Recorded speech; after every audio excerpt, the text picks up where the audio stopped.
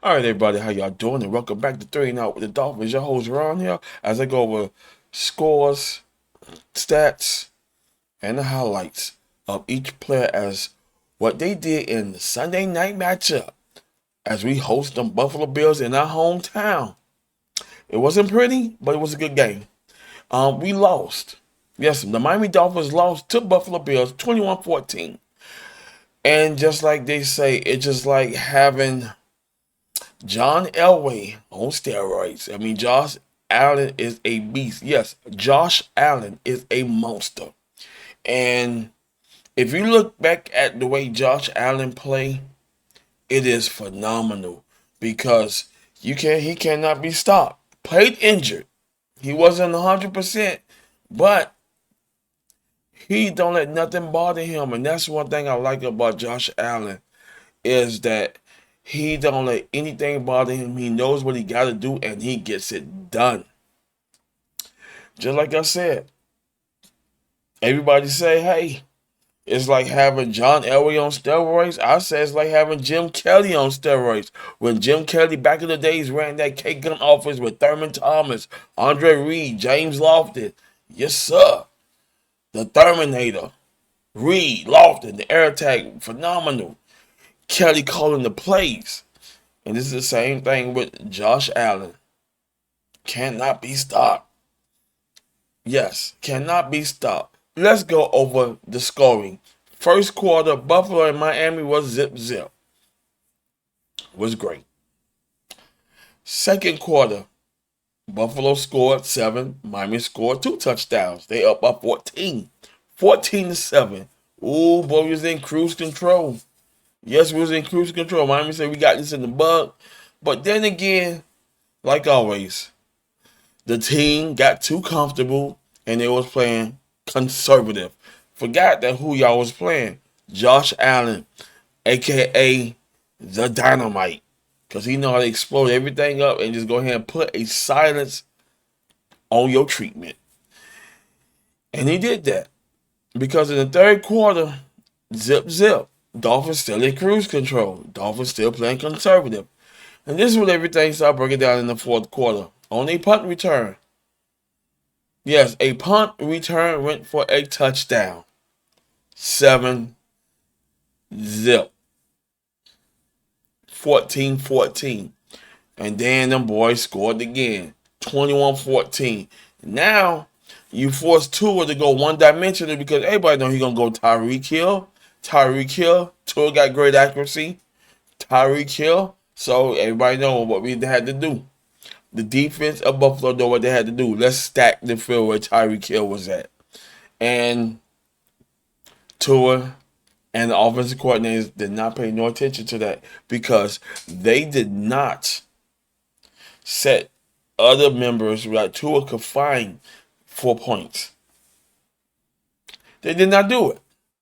So when we were trying to make that drive to take it in for an OT, overtime was disrupted as the ball got picked off because Tyreek Hill came down on the injury. He was hobbling off the field.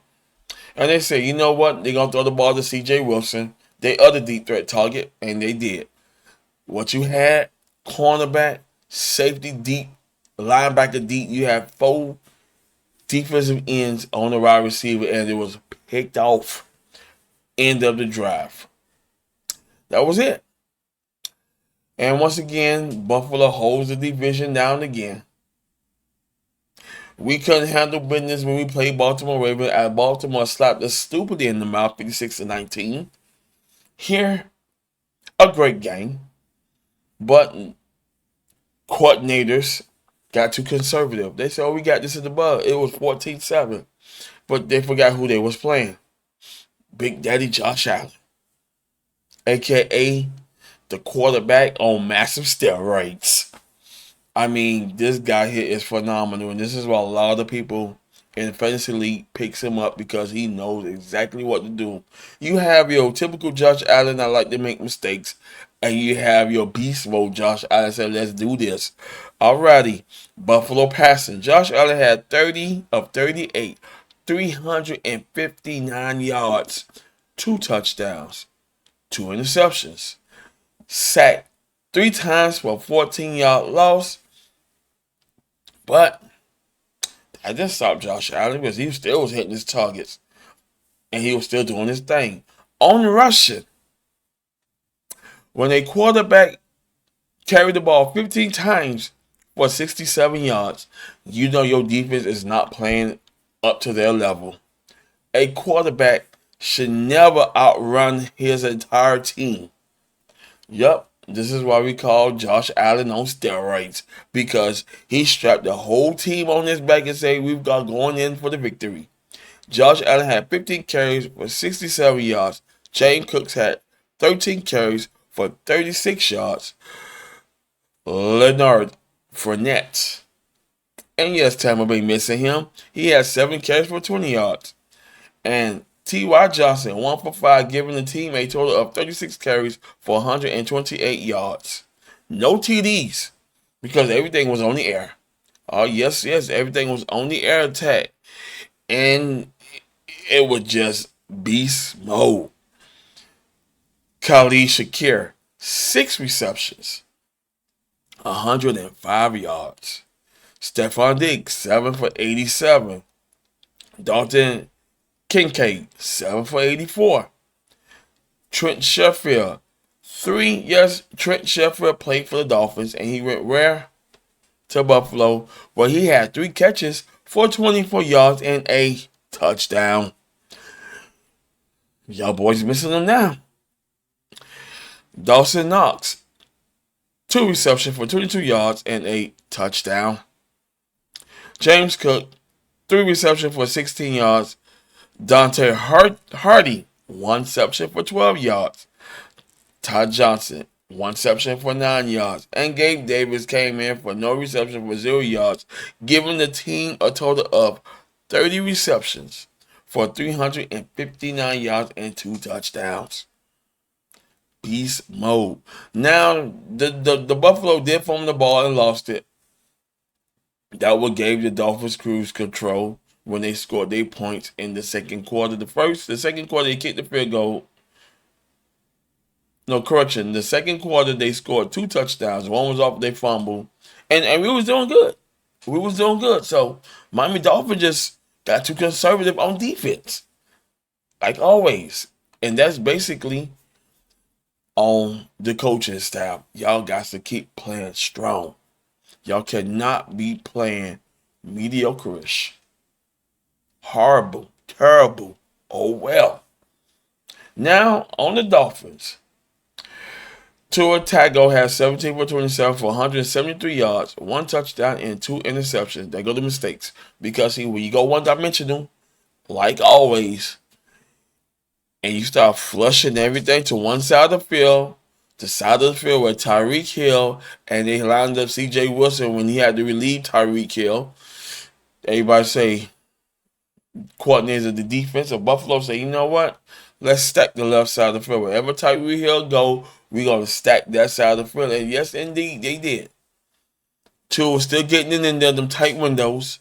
But you had a linebacker, a cornerback, and 2 safeties on top just to cover Tyreek Hill.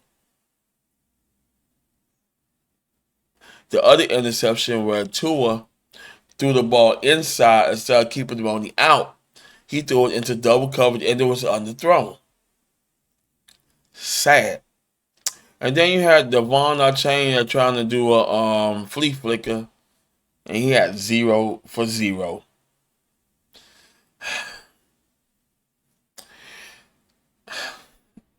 I mean, it was a good game. You know, it was a good game. I'm not going to sit down and second guess it. This is the same thing when we went to Germany and played the Chiefs, as they spanked us 21-14.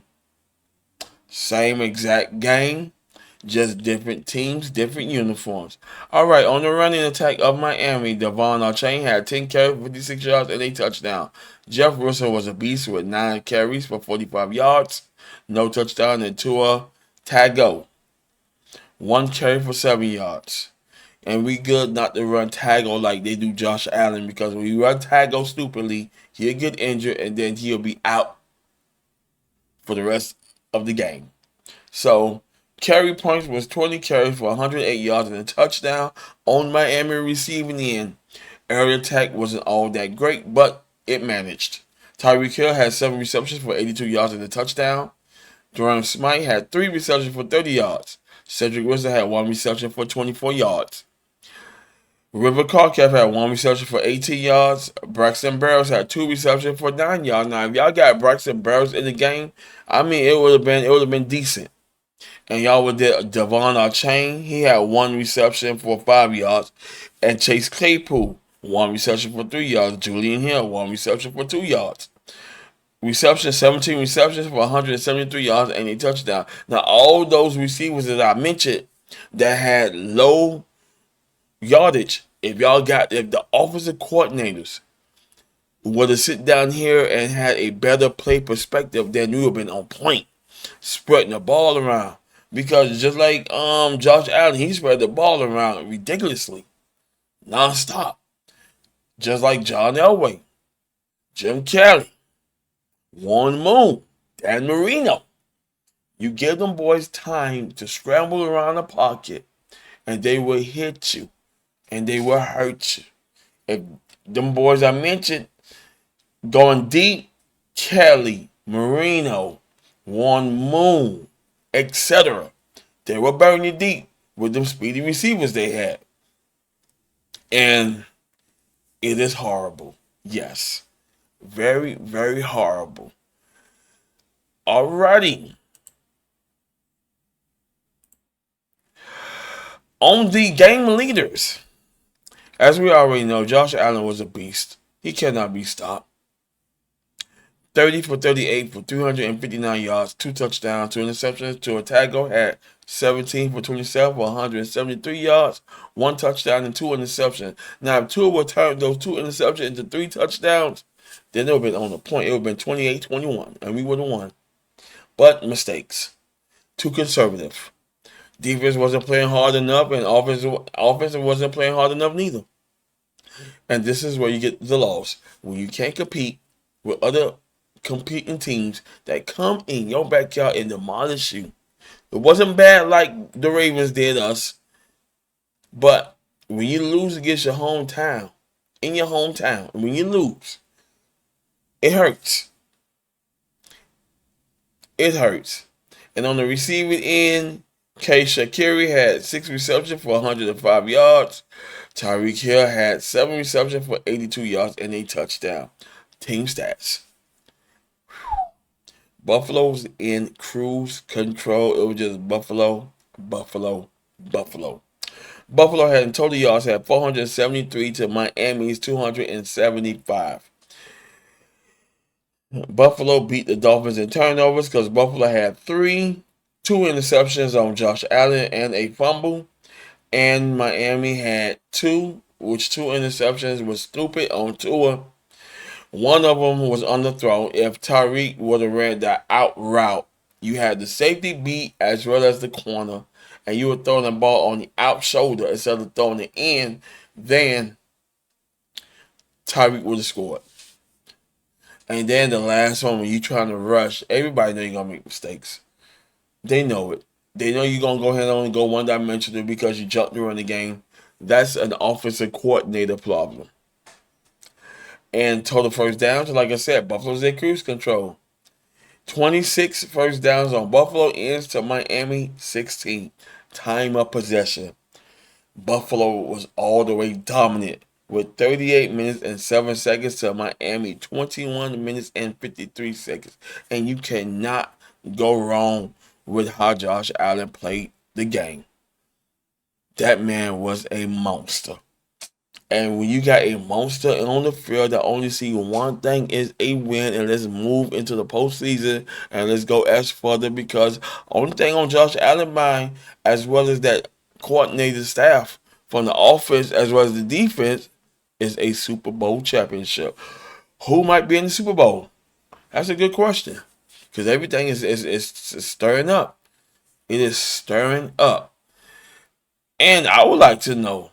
Now let's go over the schedule for this week in the playoffs. All right, let's go.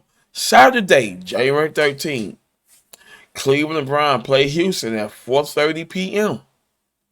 This is your wild card. 4:30 p.m. See, if the Dolphins would have won, y'all would have had a game off, and y'all would have had that game played in your backyard. But no, if they would have won, Kansas City would have been coming down to our turf.